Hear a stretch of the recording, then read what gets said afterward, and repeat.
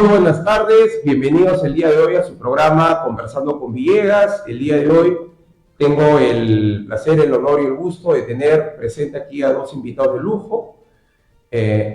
A mi izquierda tengo al doctor José Luis Gil, quien ha sido miembro del Grupo Especial de Inteligencia, más conocido como GEIN, que se encargó de capturar, de dar caza, o mejor dicho, de cazar y dar captura a Abimael Guzmán Reynoso y por lo tanto a toda la cúpula de Sendero Luminoso en la década de los 90.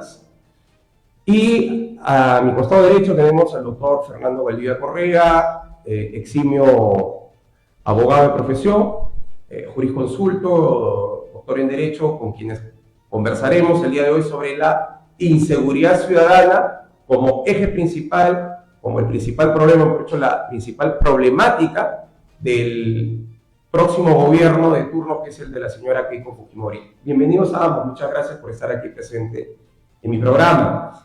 Como les decía, el día de hoy vamos a tocar, ¿no?, cuáles serían las estrategias, las medidas, ¿no?, las tácticas a seguir para poder poner fin, ¿no?, dar una solución final, resolver ese problema de la inseguridad ciudadana aquí en el Perú.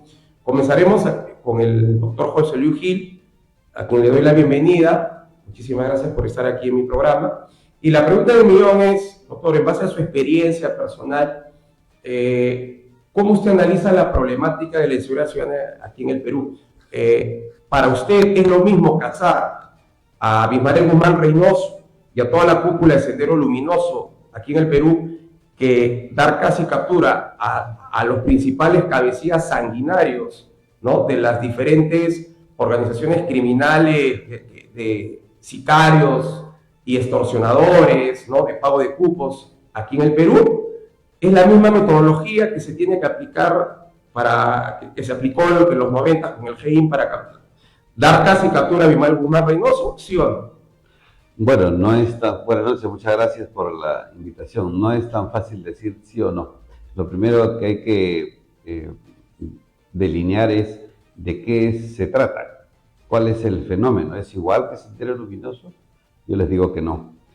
La falta de conocimiento estratégico del fenómeno no permite una buena planificación estratégica y menos una ejecución estratégica. Y voy a desarrollar acá un par de puntos. En principio no tenemos a una organización criminal actuando dentro del país. Tenemos un fenómeno criminal.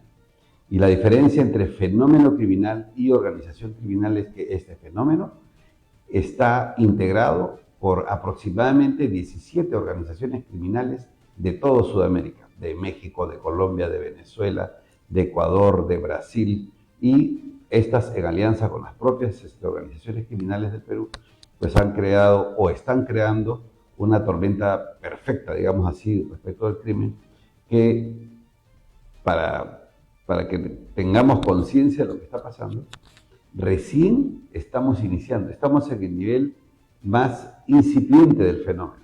El fenómeno no nos ha rebasado, como en otros países.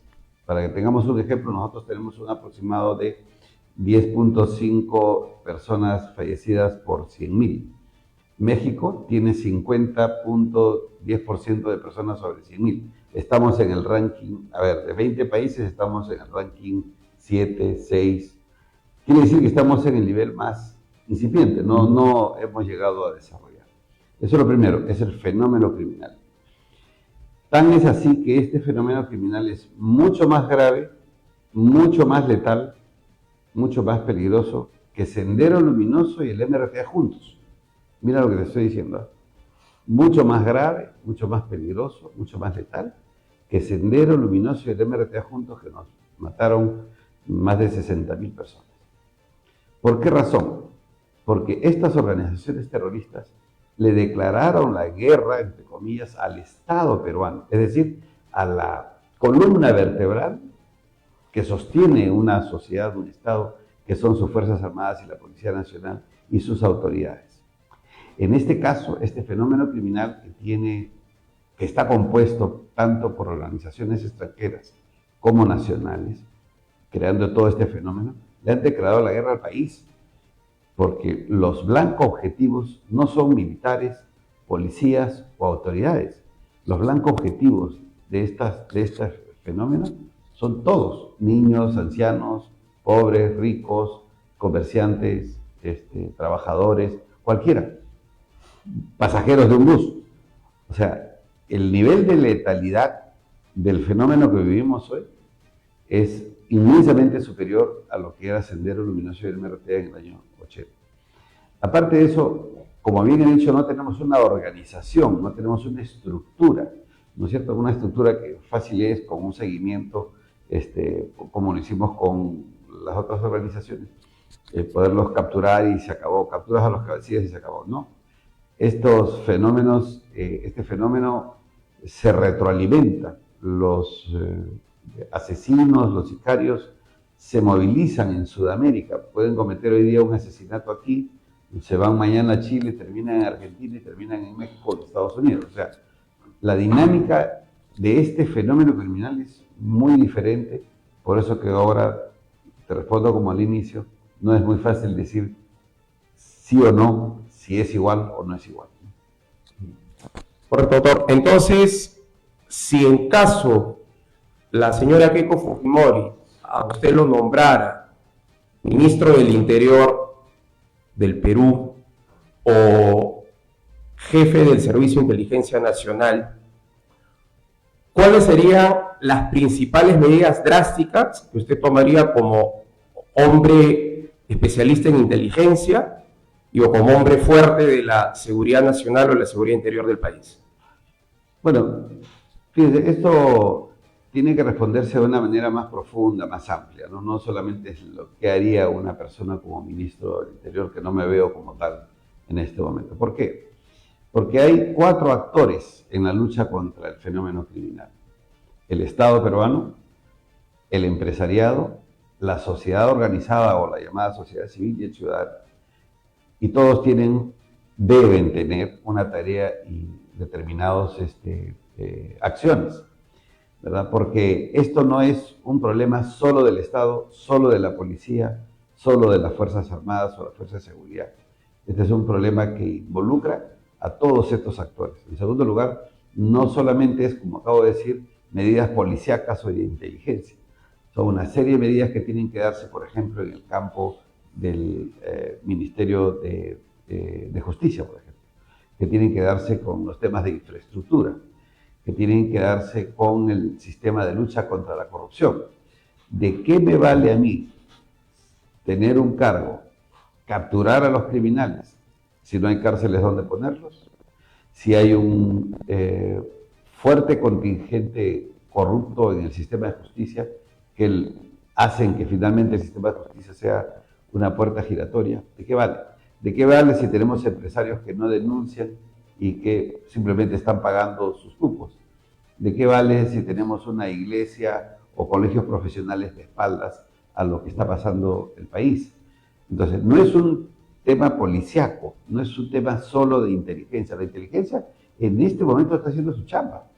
La policía está capturando, ubicando, pero desde el punto de vista específicamente de investigación del delito. Claro, los delincuentes tienen que irse a la cárcel, pero ya hemos visto, los recapturan en una acción, pero acaban de salir hace unos cuantos meses, cuando el sistema de justicia no lo pudo sostener o no lo quiso sostener por razones de corrupción. Entonces, no es muy simple decir, si yo fuera haría A, B, C y eso resuelve el problema. Este fenómeno es tan grande, tan inmensamente peligroso, que sí va a requerir de la unidad nacional en el campo político y que sí va a requerir de una estrategia bastante compleja, un entramado estratégico complejo, ¿no? Que va a permitir avanzar de manera sostenida. Si no hacemos eso, pensar que solamente las acciones policiales o de inteligencia lo van a acabar, 1, no es cierto; 2, no va a suceder y vamos a cambiar de ministros cada 3 meses. Entonces, esto es una estrategia del Estado para que todos los actores actúen. Si no, no vamos a tener ningún resultado positivo. Ok, doctor José Luis Gil, o en todo caso replanteo mi pregunta. Si usted fuera asesor presidencial de la señora Keiko Fujimori, ¿qué es lo que usted le recomendaría? ¿Qué es lo que usted le aconsejaría? ¿Qué es lo que usted le sugeriría hacer? ¿Cuáles serían las principales medidas que usted le diría como asesor presidencial eventualmente? No estoy poniendo un supuesto de hecho. ¿Qué principales acciones usted le sugeriría, asesoraría y recomendaría a la señora Keiko Fujimori como presidenta electa del Perú que tome como medidas drásticas en contra de la inseguridad ciudadana? Lo primero que yo creo que habría que sugerirle es que ella y todo su gabinete estén absolutamente claros al unísono de qué tipo de fenómeno es. Si un ministro, si la propia presidente o cualquiera de los ministros cree que el fenómeno no es tal, tiene dudas, no está convencido que el fenómeno es tal, entonces cualquier estrategia no va a avanzar. Siempre va a tener el impedimento porque alguien va a decir, no, no es tan importante, es más importante la salud, la educación, la infraestructura, o sea, van a irse por cualquier lado. En segundo lugar, creo que debe hacerse una auditoría del sistema de inteligencia para ver exactamente cuántos hombres de inteligencia tiene el país y cuántos están dedicados a trabajar este tema, que es el más peligroso hoy, en este momento, en este instante, que alguien está muriendo, que alguien está siendo extorsionado. Entonces, lo primero es eso, que se enteren bien. Lo segundo es priorizar y tener claro que el sistema de inteligencia tiene que ser reestructurado en el acto, en el día, con esta acción de auditoría. ¿Por qué? Porque esto va a marcar el rumbo de las operaciones en el futuro. Fortalecer a la Policía Nacional con lo que está haciendo. Está haciendo buenas capturas, está coordinando con el Ministerio Público, necesita más, digamos, incrementar su personal.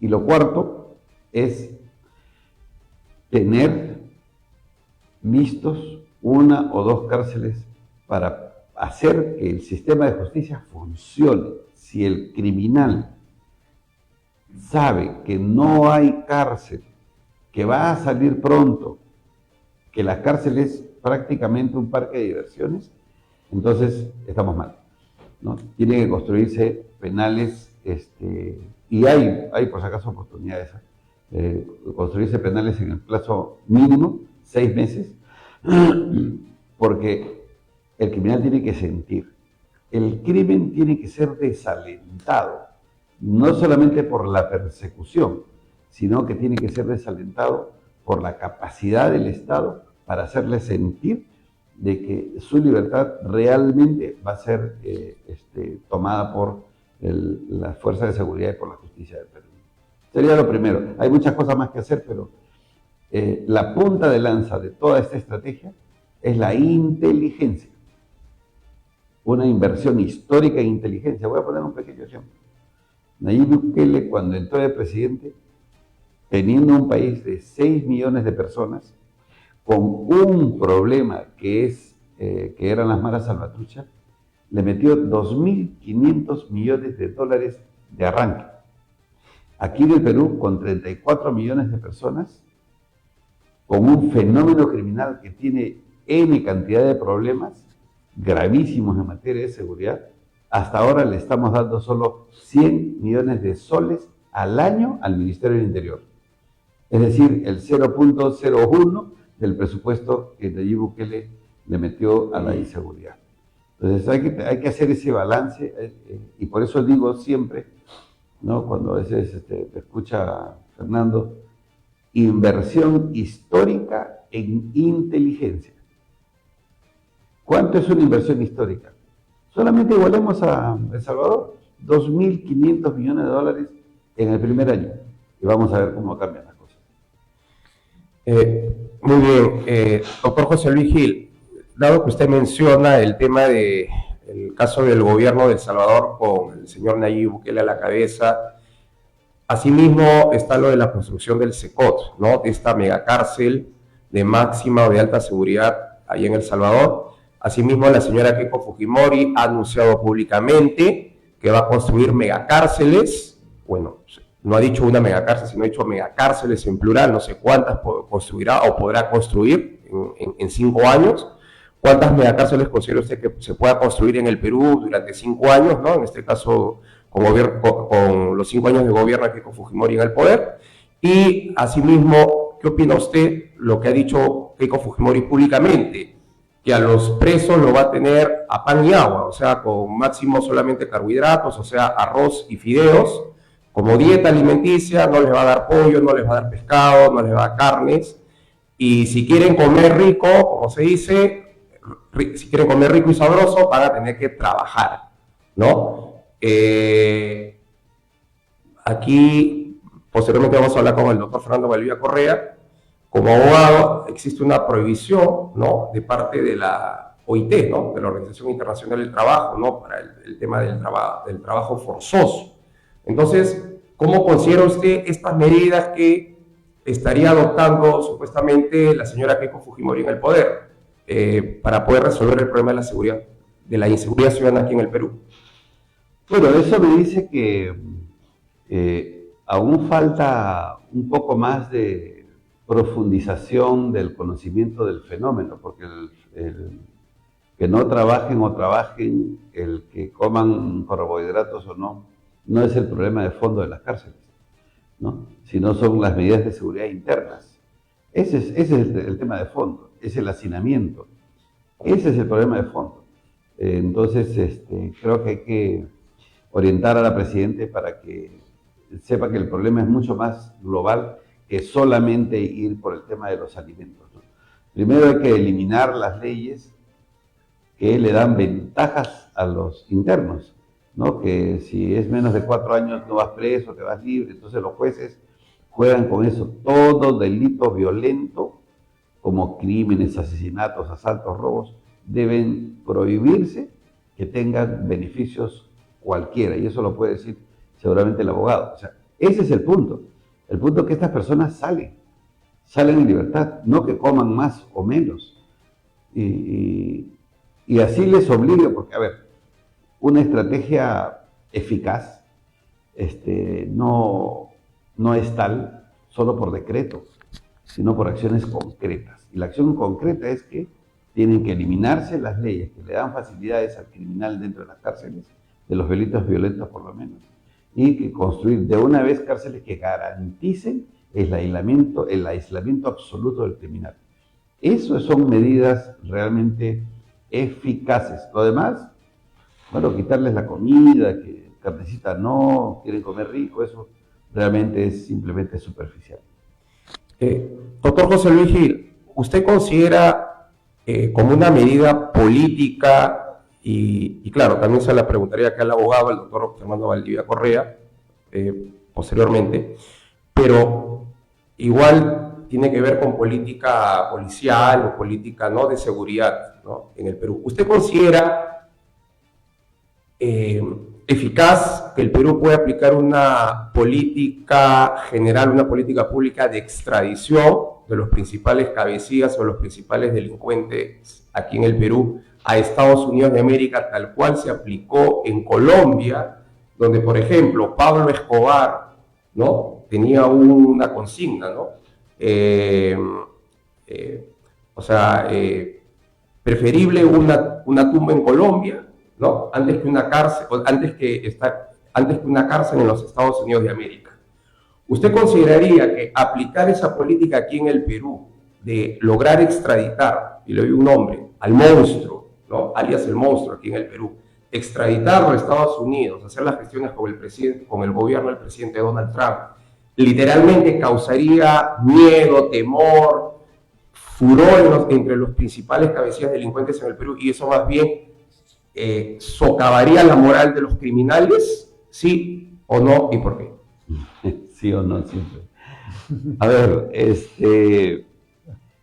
creo que hay que conocer un poco digamos, no vamos a decir idiosincrasia, pero lo que estamos viviendo en este momento en América, vamos a hablar solamente de América, Estados Unidos, América del Centro, Central y Sudamérica, ¿no es cierto? Es un fenómeno criminal en el que la besanía de estos criminales no tiene reparos con cualquier acto político que nosotros hagamos. Los criminales de hoy no son los criminales de antes, ellos han evolucionado, incluso han evolucionado su besanía, ¿no? De tal forma que el punto no es que alguien se haga cargo de los presos. El punto es que hoy, de manera estratégica, es una gran oportunidad que todos los países estemos tocados por este fenómeno para coordinaciones de otro nivel. Por ejemplo, las coordinaciones de inteligencia. Yo he pedido hace más de 3 años la conformación de un grupo de inteligencia, especial de inteligencia sudamericano o americano, que tenga capacidades para poder perseguir, para poder viajar por toda la región con ciertas libertades. Eso, por supuesto, requiere mucho tema jurídico, ¿no? Pero es lo que se necesita ahora. Es pedir el apoyo internacional, por ejemplo, de El Salvador, para que nos orienten a hacer 2 megacárceles en el menor tiempo posible. Esas son medidas que sí van a hacer sentir al criminal de que ya no es igual estar hoy en las cárceles. Claro, las cárceles de Estados Unidos dan un temor, pero ¿por qué no puede dar una cárcel en el Perú también temor?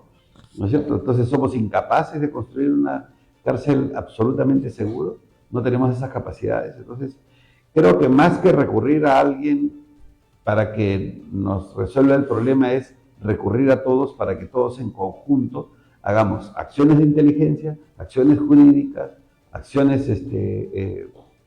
represivas como las cárceles seguras, ¿no?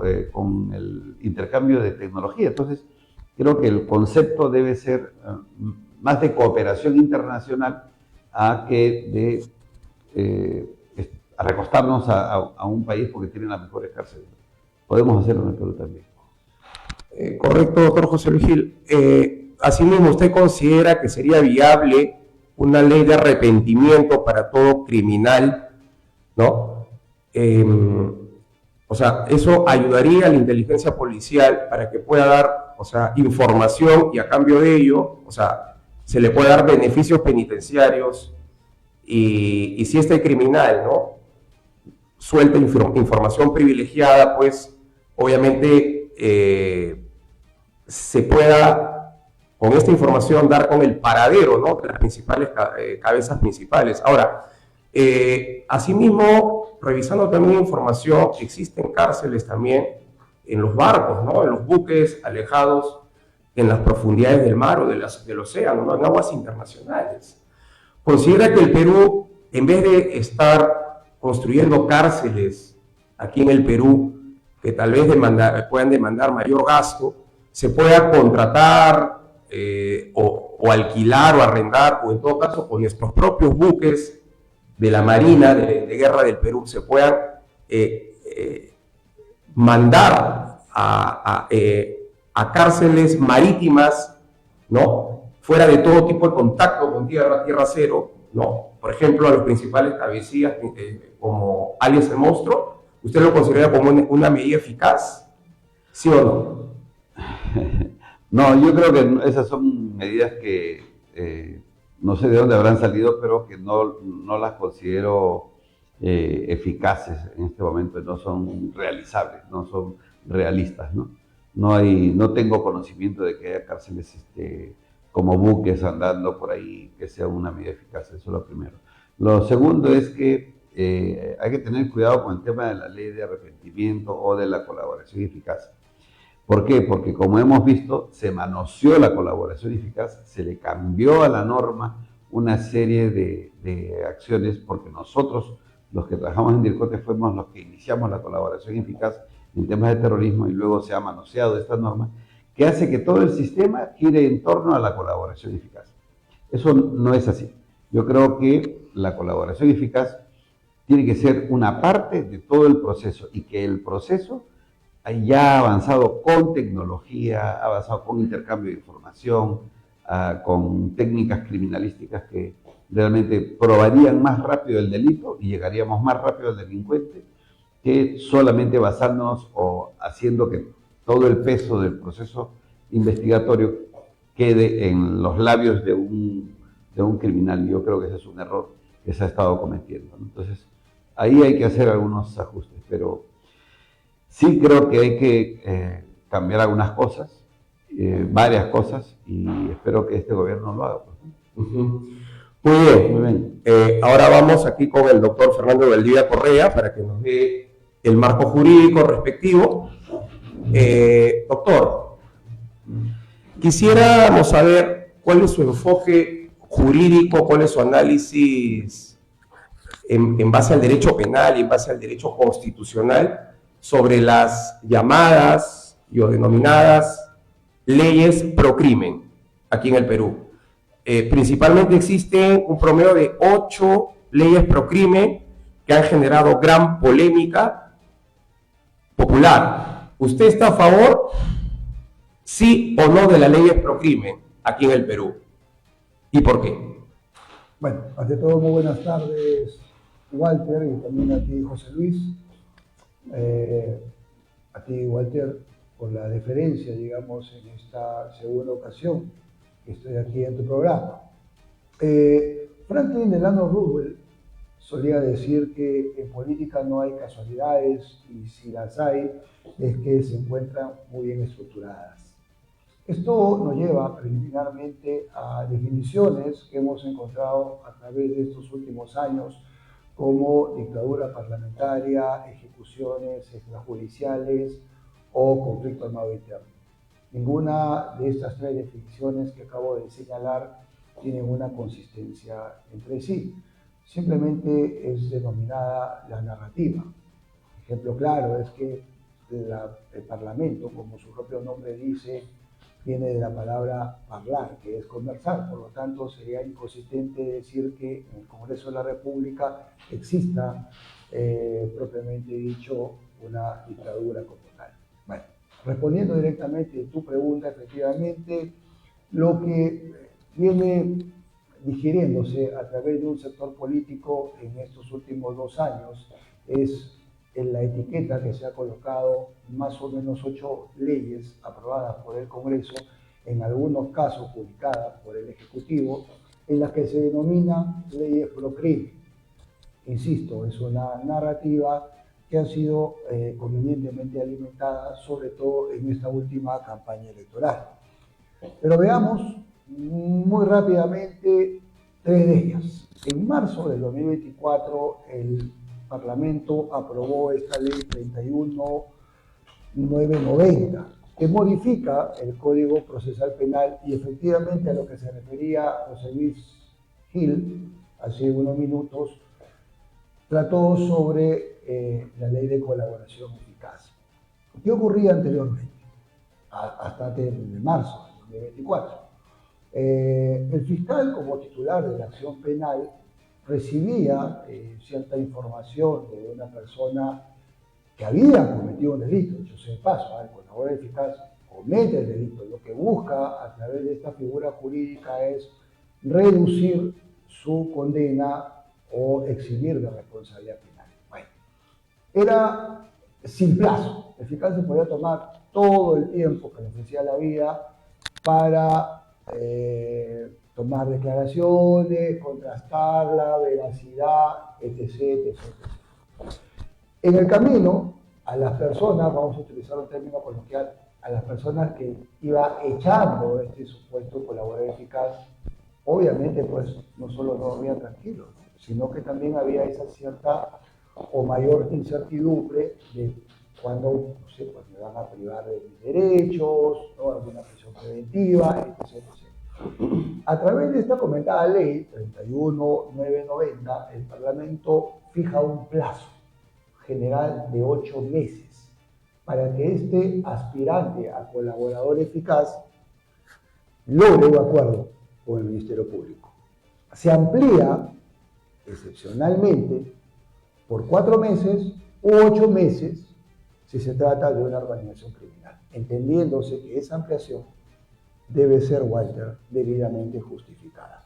Otro ejemplo, ejemplo clarísimo de esto lo hemos nosotros vivido a finales de junio del año pasado, cuando José Miguel Castro, conocido por Odebrecht como Budián, el ex gerente municipal y mano derecha de la confesa Susana Villarán, que aceptó oportunamente haber recibido $11 millones de la corrupta empresa ya mencionada, el 30 de junio de 2025 apareció suicidado.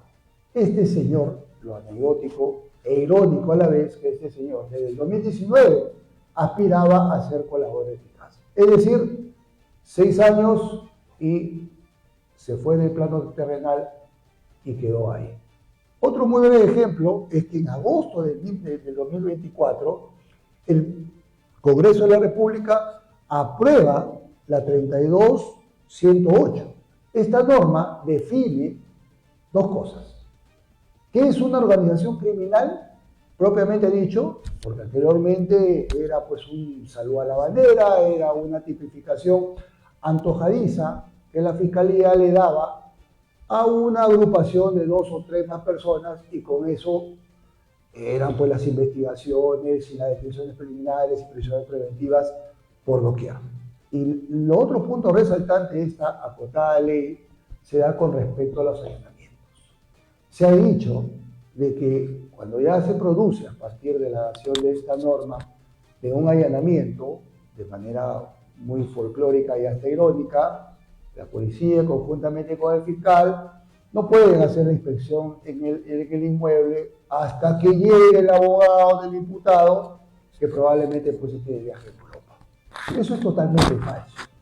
La modificatoria de esta norma precisamente lo que te dice es que se garantice el derecho del ciudadano investigado, imputado, procesado, para que en ese allanamiento fiscal, ordenado por la Judicatura, Walter, por cierto, definitivamente esté el abogado presente o el abogado, digamos, que responde al Estado peruano por el Ministerio de Justicia. Y finalmente, el 11 de diciembre también del 2024 se publica esta tercera ley bajo comentario, que es la 32.181, en la cual nos dice claramente que el fiscal se encuentra impedido en una investigación de dictar o solicitar ante el juez detención preliminar o una prisión preventiva contra un efectivo policial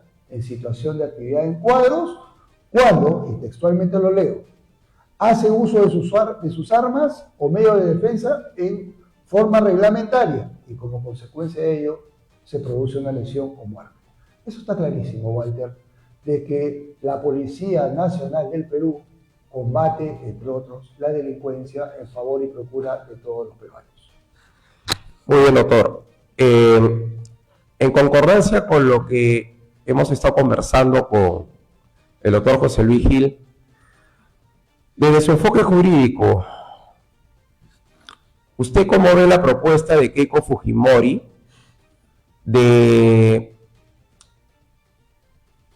forzar a los presos para que puedan comer bien, o mejor dicho, para que puedan comer rico y sabroso, ¿no? O sea, puedan comer sus carnes, su pollo, su pescado, ¿no? Ellos, o sea, los presos, según Keiko, van a tener que trabajar sí o sí. Entonces, ¿eso cómo podría ser planteado? ¿Cómo podría ser denominado? Como que como un trabajo forzoso, ¿verdad? Y usted como abogado, como doctor, como jurisconsulto sabe que existe una prohibición de la OIT, de la Organización Internacional del Trabajo. Entonces, ¿cómo usted cree que podría sortear, digamos, este impasse o obstáculo jurídico o esta barrera o valla jurídica, ¿no? En cuanto a la propuesta de Keiko Fujimori, ¿no? Para que pueda ser efectivizado aquí en el Perú. Y asimismo, ¿usted considera viable desde el marco jurídico, constitucional y penal la posibilidad o el planteamiento también de la extradición, ¿no? Esta figura, ¿no?, del derecho internacional y penal, ¿no?, al mismo tiempo, con el fin de enviar al extranjero, ¿no?, a los principales delincuentes y criminales en el Perú, principales cabecillas, ¿no?, como por ejemplo alias el Monstruo, ¿no?, a cárceles de máxima seguridad, ya sea en El Salvador, con Nayib Bukele, o sea, en el SECOT, ¿no?, o ya sea a las cárceles de máxima seguridad ya en los Estados Unidos de América, durante el gobierno de Donald Trump. ¿Cómo lo ve usted desde el enfoque jurídico, penal, constitucional? Bueno, De manera preliminar, saludar y felicitar a la presidenta electa Keiko Fujimori por tan merecido logro que es haber obtenido la presidencia de la República. Obviamente que las cosas confiamos en que van a resultar muy positivas para ella, para la Fuerza Popular, y estos logros y éxitos que ella tenga van a ser también para todos los 34 millones de peruanos. Atendiendo directamente a tu pregunta, respecto de la alimentación de los presos, coincido con José Luis en que parte de la problemática de fondo, que efectivamente, más allá, digamos, de una prohibición legal por alguna recomendación de la Organización Internacional del Trabajo, en algún momento hay que entender también, Walter, que las normas no se pueden y no deben leerse de manera aislada. El ordenamiento jurídico también nos dice, por citar un ejemplo, que todos tenemos derecho al voto, pero hay personas que, privadas de su libertad, por obvias razones, no pueden acceder a una mesa de sufragio. Entonces, hay siempre esa mistura, o las normas hay que corresponderlas o combinarlas para lograr el efecto deseado que necesitamos, valga la redundancia, todos los peruanos. Sobre este punto, yo quiero, digamos, complementar que un problema latente que tenemos, no tanto en las cárceles, sino ya capturado el presunto o presuntos delincuentes, y cuando se les pone a disposición de la justicia y al momento que se dicta la sentencia, para ser más preciso, es la efectividad de la pena. ¿Qué quiere decir? Cuando nosotros revisamos el Código Penal, Walter, nos damos con la sorpresa de que aparecen sanciones de 20, 30 años, pero también existe un mínimo. Entonces hay una ventana, por ejemplo, que dice de 10 a 20 años. ¿Cuál es el criterio de un fiscal o un juez al momento de sentenciar para aplicar 10 o 15 o 20? Ahí en esa ventana, insisto en el término, es donde suelen darse la aplicación de beneficios penitenciarios, que cuando todos vemos por la televisión que a determinado canalla, por decirlo de alguna manera, ha sido sancionado con una elevada pena, a los 3 años realmente están caminando libremente por las calles, ¿no? Entonces, yo creo también que la labor de la policía a lo largo de todos estos años es exitosa. Tenemos 140.000 efectivos policiales a nivel nacional, muy bien preparados, ¿no? Insisto, de manera general, hay un porcentaje mínimo, es importante, es cierto, pero mínimo comparativamente, que por haber razones son separados del cargo por medida disciplinaria o retirados, digamos, de la policía.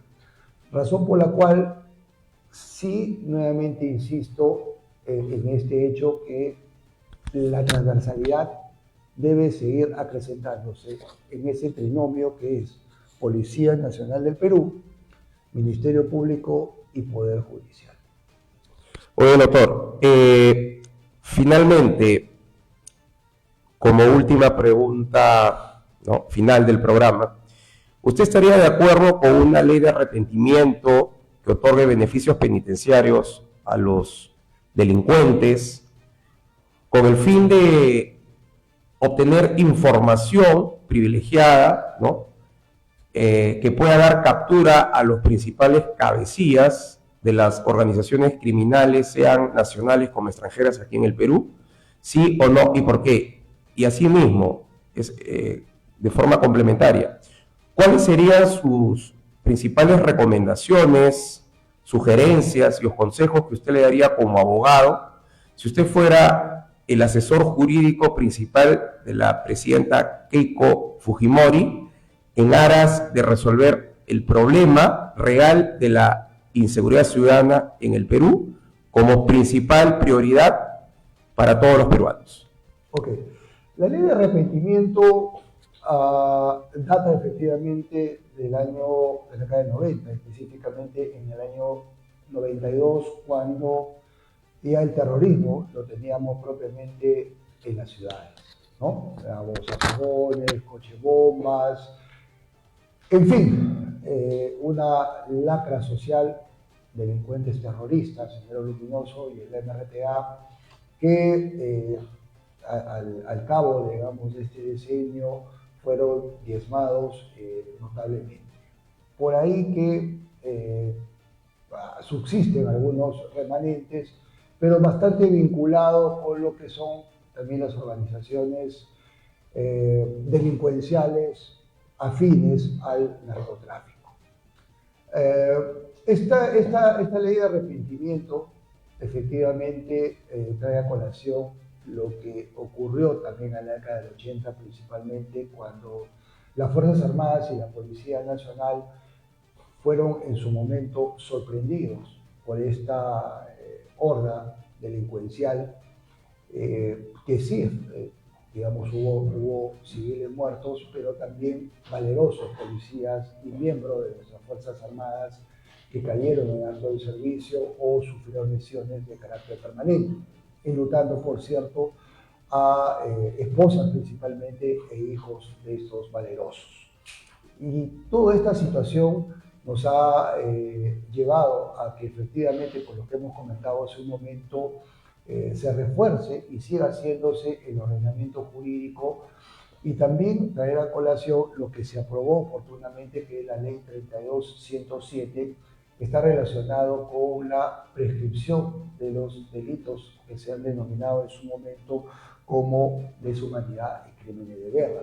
Sobre esto ha habido un pronunciamiento abstracto, entiendo yo, por parte del Tribunal Constitucional. Sin embargo, algunos jueces en la práctica están inaplicando esta comentada ley, a pesar que el Estatuto de Roma y el convenio, básicamente la Convención sobre Imprescriptibilidad, recién entraron en vigencia en nuestro país en julio del 2002 y noviembre del 2003.